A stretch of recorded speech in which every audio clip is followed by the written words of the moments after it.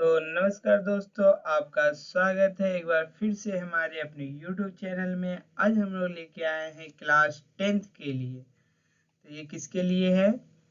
Class 10th के लिए chapter 2, Bharat में राष्ट्रवाद का सबसे महत्वपूर्ण क्वेश्चन, जो आपके एग्जाम के व्यू से बहुत इम्पोर्टेंट है, जो अक्सर आपके टेस्ट में या एग्जाम में पूछा जाता है। उस क्वेश्चन को हम लेके आए हुए हैं और ये आपके सिलेबस को भी कवर करेगा, इसलिए आप बने रहे हमारे साथ और ध्यान से देखें क्या आगे होने वाला है। तो ये चैप्टर नंबर 2 है, भारत में राष्ट्रवाद, और क्लास 10th के लिए। सबसे पहले आगे बढ़ने से हम लोग देखेंगे कि अगर आप लोगों ने हमारे चैनल को सब्सक्राइब नहीं किया है तो यह हमारा अपना चैनल है जिसका नाम है all learning centre. All learning centre 01। अगर आप लोगों ने अभी तक सब्सक्राइब नहीं किया तो सब्सक्राइब करें, अपने दोस्तों के साथ शेयर करें और कमेंट करना बिल्कुल ना भूलें। अगर आप चाहते हैं कि आपको क्लास की सभी जानकारी मिले और आप के पास वीडियो का सारा नोटिफिकेशन जाए, नोट्स वगैरह सभी जाए, तो आप एक बार ग्रुप में हाई लिखे इस नंबर पे, आपको ग्रुप में ऐड कर लिया जाएगा। उसके बाद आपको सभी क्लास प्रोवाइड करवाई जाएगी। तो समय को ना गवाते हुए हम लोग आगे बढ़ते हैं। तो सबसे पहला क्वेश्चन है, पिकेटिंग क्या है? पिकेटिंग नाम तो आप लोगों ने सुना ही होगा, किसी भी चीज का धरना देना कि आप आगे नहीं बढ़ सकते हैं।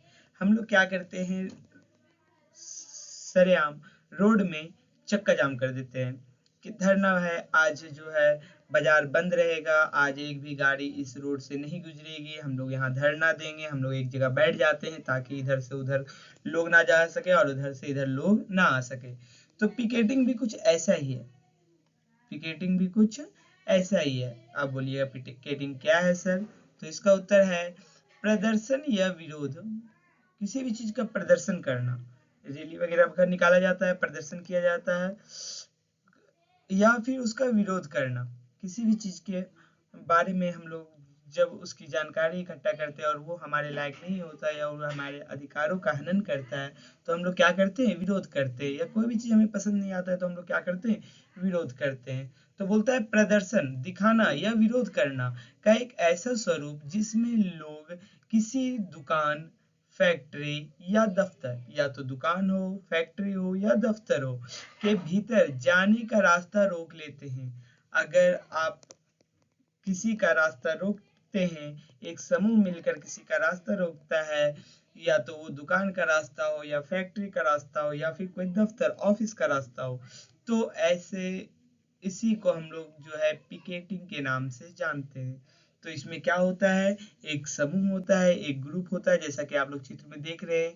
ये सभी ग्रुप मिलकर जो है अंदर जाने से, दुकान के अंदर या फिर किसी फैक्ट्री के अंदर जाने से जो है रोक देता है। धरना दिया जाता है कि इसके अंदर कोई नहीं जाएगा, यहाँ कोई काम नहीं करेगा, या फिर यहाँ कोई भी गतिविधियां नहीं होगी, यहाँ से कोई भी सामान खरीदा नहीं जाएगा। तो उसी को हम लोग क्या कहते हैं, पिकेटिंग कहते हैं। तो एक और सरल भाषा में हम लोग देखते हैं, ये जो चित्र देख रहा है, ये बताया जा रहा है उदाहरण असहयोग आंदोलन। उदाहरण से अगर हम लोग लेंगे तो असहयोग आंदोलन के बारे में हम लोग सभी ने सुना।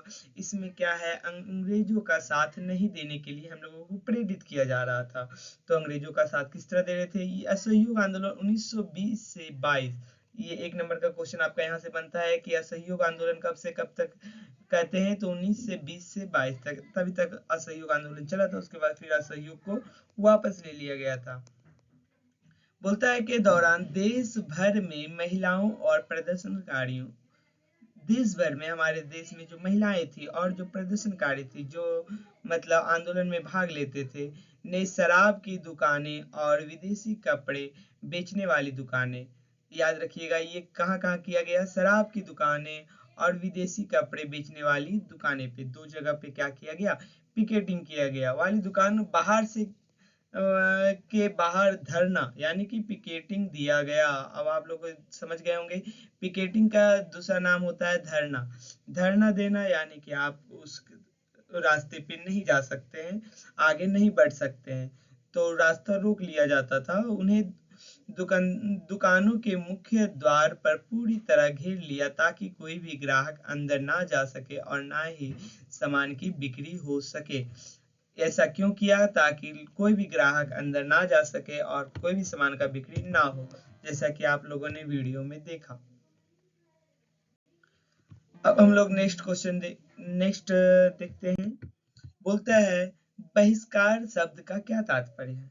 बहिष्कार से आप क्या समझते हैं? ये बहिष्कार होता क्या है? तो बहिष्कार हम लोग हर रोज अपने दैनिक जीवन में जो है इसका प्रयोग करते रहते हैं। किसी भी चीज को मना कर देना। अगर आपको खाना पसंद नहीं आया तो आप बोल दोगे कि ये रोटी हमें पसंद नहीं, या तो फिर हमें ये सब्जी पसंद नहीं, हमें करेले का सब्जी पसंद नहीं। बहिष्कार कर दिया, मना कर दिया कि हमें नहीं चाहिए, करेला का सब्जी नहीं चाहिए। अगर फिर आपको अगर बोला जाए भिंडी का सब्जी लो तो आप बोलेंगे नहीं, हमें भिंडी का सब्जी नहीं चाहिए। तो ये क्या है? बहिष्कार है। ये क्या है? बहिष्कार। तो इसका आंसर अगर पूछा जाए कि बहिष्कार शब्द का क्या तात्पर्य है, तो आप लोगों को बोलना है कि आमतौर पर यह एक विरोध का एक रूप होता है। बहिष्कार का अर्थ क्या होता है? विरोध। बहिष्कार का अर्थ है किसी के साथ संपर्क रखने और जुड़ने से इनकार करना। यानी कि बहिष्कार का अगर सीधा सीधी मतलब निकाला जाए तो किसी के साथ संपर्क रखना, किसी के साथ दोस्ती करना, किसी के साथ लगाव करना, या किसी के साथ जुड़ने से इनकार कर देना कि नहीं, तुम्हारा काम हमको पसंद नहीं आया, हम तुम्हारे साथ मिलकर काम नहीं करेंगे, या तुम्हारे साथ हम नहीं रहेंगे। ये इनकार करना ही क्या कहलाता है? बहिष्कार कहलाता है। बोलता है, गतिविधियों में हिस्सेदारी से स्वयं को अलग रखना। उसका कोई भी गतिविधि है, कोई भी काम है, उसमें सहयोग ना देकर उससे क्या करना? खुद को उससे अलग रखना, खुद को उस समूह से अलग रखना, तथा उसकी चीजों को खरीदने तथा इस्तेमाल करने से भी इनकार करना। और ऐसा नहीं है कि आप उससे को बोल रहे हैं कि नहीं, हम तुम्हारे साथ नहीं रहेंगे, और उसके द्वारा दिए गए सामान को आप ले रहे हैं। ऐसा भी नहीं करना। उसके द्वारा बनाई गई चीजों को ना ही तो खरीदना है, और ना ही अगर कोई खरीदा है तो उसको इस्तेमाल करना है। तो इसी को हम लोग कहते हैं बहिष्कार, मतलब पूरी तरह से उससे अलग हो जाना। जैसे कि हम लोग चित्र में देख सकते हैं कि यहाँ पर जो है कई सारी सामग्री रखी गई है, जो हम लोग एक तरह से कह सकते हैं चाइनीज सामग्री है, और उसका यहाँ पे लोग बहिष्कार कर रहे हैं, मना कर रहे हैं कि हम लोग जो है ये सामान को नहीं कर देंगे, ये हमारा देश का नहीं है, इसलिए हम ये सामान को नहीं करेंगे। और ये अक्सर हम लोगों को असहयोग आंदोलन में देखने को मिला था।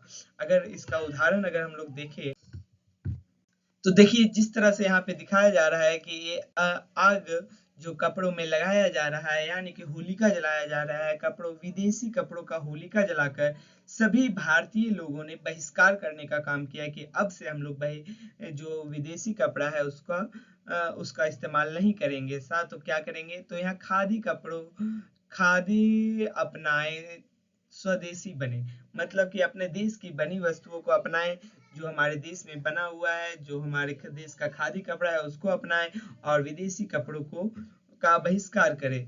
दूसरा क्या है? बोलता है असहयोग आंदोलन। ये कब की बात है? जिस समय हम लोग सभी लोग गांधी जी के द्वारा चलाए गए असहयोग आंदोलन में साथ दे रहे थे। बोलता है विदेशी वस्त्रों का होलिका जलाया गया, जैसा कि आप लोगों को बताए। अदालतों और सरकारी स्कूलों का बहिष्कार। लोग जो भी इस आंदोलन के तहत, आइए हम लोग थोड़ा सा देख लेते हैं। वैसे हम बताना चाहेंगे कि जो भी इस आंदोलन का में समर्थन देते थे, वे जो अफसर लोग थे वे अपने पद से इस्तीफा देते थे, जो वकील लोग थे वो अपने अदालत छोड़ दिए, जो विद्यार्थी लोग थे वे अपने स्कूल कॉलेज जाना बंद कर दिए, और जो वहाँ के शिक्षक लोग थे वो वहाँ पे इस्तीफा दे दिए, ताकि हम लोग अंग्रेजों का कोई भी ऐसा काम ना करे, अंग्रेजों द्वारा कोई भी चलाया गया काम में सहयोग ना करे। इसी को हम लोग असहयोग था। इसमें क्या था? अपने पद से इस्तीफा देना।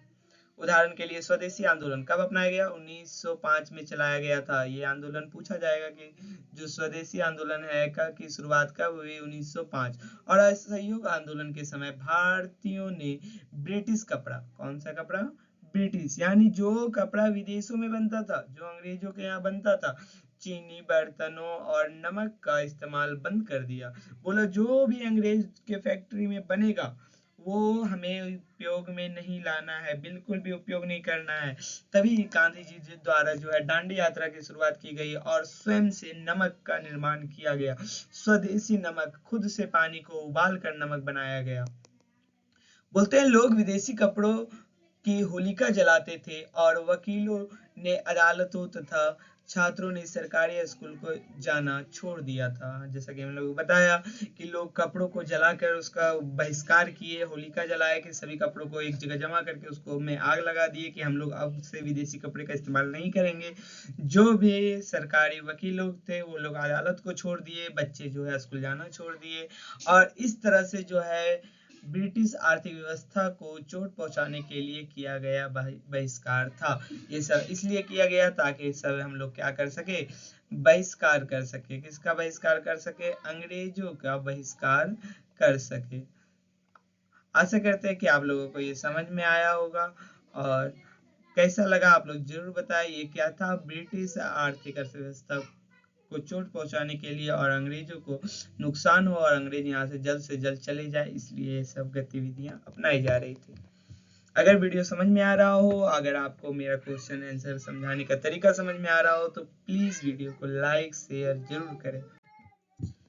अब देखते हैं रॉलेट एक्ट क्या था। रॉलेट एक्ट का नाम तो आप सभी ने सुना ही होगा। रॉलेट एक्ट मतलब काला कानून, यानी कि बिना कुछ कहे 2 साल तक क्या किया जाता था? जेल में डाल दिया जाता था। अगर इसका आंसर लिखने के लिए कहा जाए तो कैसे लिखेंगे?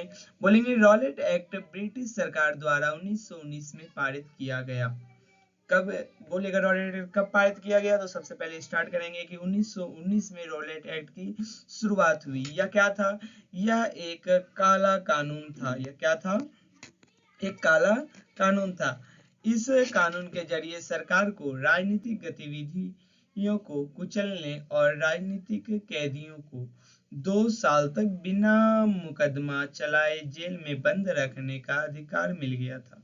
यानी कि ये अधिकार जो भी उस समय के अधिकारी लोग थे उसे अधिकार दे दिया कि अगर आपको कोई भी आंदोलन में गतिविधि करते हुए दिखाई दे या कोई भी राजनीतिक गतिविधि में भाग ले और अंग्रेजों के खिलाफ कोई भी आवाज उठावे तो आपको बिना कोई मुकदमा किए उसको उठा के और जेल में डाल देना है, नजरबंद कर देना है, उसको समाज से दूर कर देना है और ऐसा 2 साल तक करना है। और इसके पक्ष में कोई भी इसके खिलाफ जा नहीं सकता। इसी को बोला गया नो अपील और नो दलील। नो अपील और नो दलील मतलब कि आप इसके खिलाफ कोर्ट में जाकर कोई अपील नहीं कर सकते हैं, कोई अपना दलील पेश नहीं कर सकते हैं, कोई कोर्ट कचहरी का झंझट नहीं कर सकते हैं, कोई वकील नहीं रख सकते हैं जो आपके फेवर में, आपके पक्ष में कोई भी गवाह दे या कुछ भी लावे।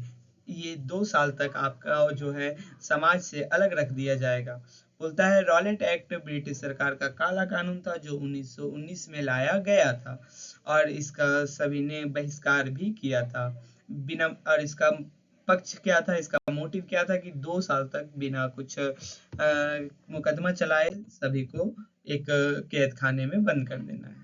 ये हुआ क्यों था और इस समय और कौन सी घटना हुई थी, इसको ध्यान रखने के लिए आप उदाहरण के तौर पर देख सकते हैं।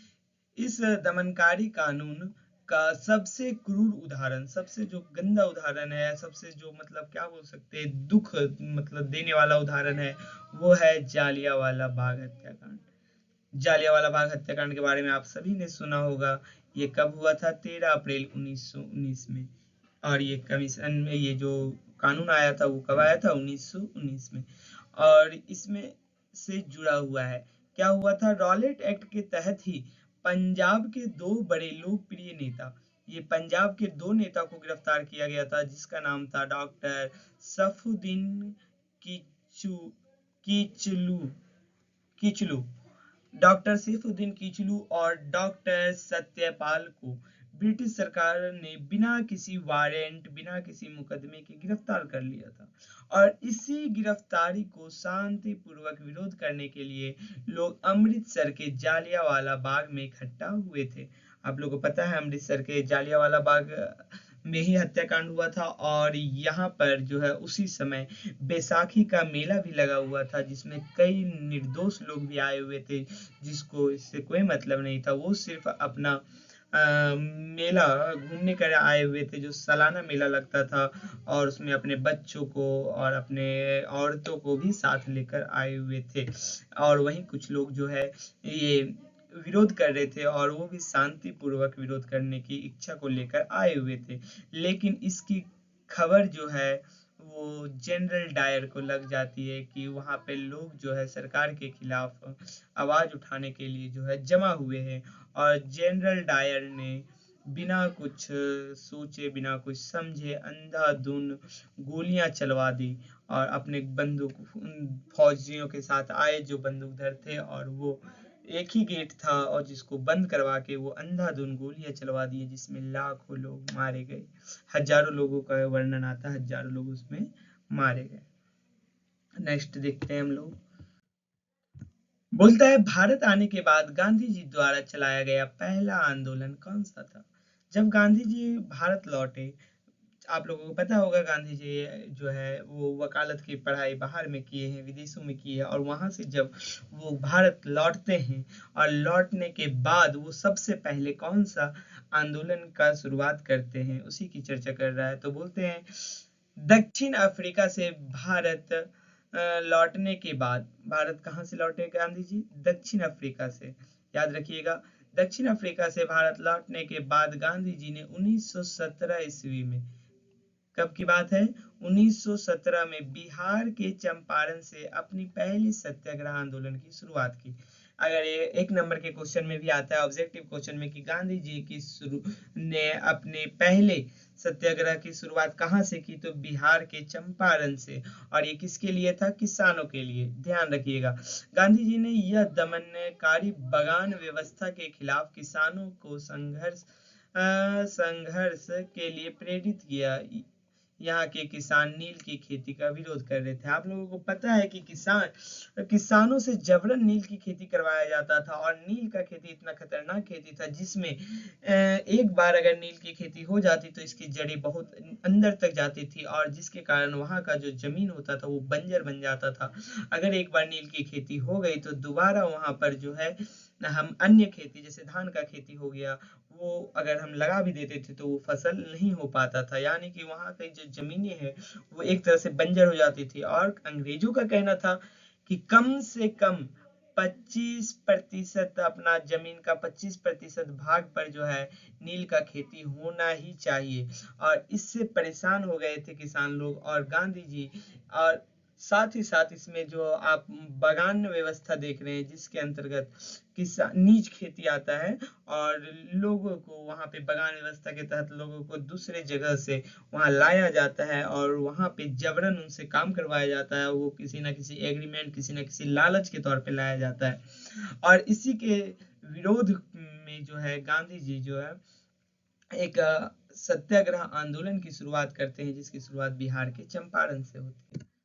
जैसा कि आप लोग चित्र में देख रहे हैं, ये गांधी जी द्वारा जो है सत्याग्रह आंदोलन की शुरुआत ये किया गया है, जिसमें चंपारण के नील किसानों का सत्याग्रह है, जिसमें सभी लोग हैं दमनकारी बगान व्यवस्था के खिलाफ। सभी लोग आवाज उठा रहे हैं, खेती कर रहे हैं, और ये गांधी जी से मिले, और गांधी जी ने इनके साथ मिलकर इस आंदोलन को सफलपूर्वक जो है आगे बढ़ाने का प्रयास किया। अब हम लोग नेक्स्ट देखते हैं। ये आज का लास्ट क्वेश्चन है, खिलाफत आंदोलन की शुरुआत किसने की?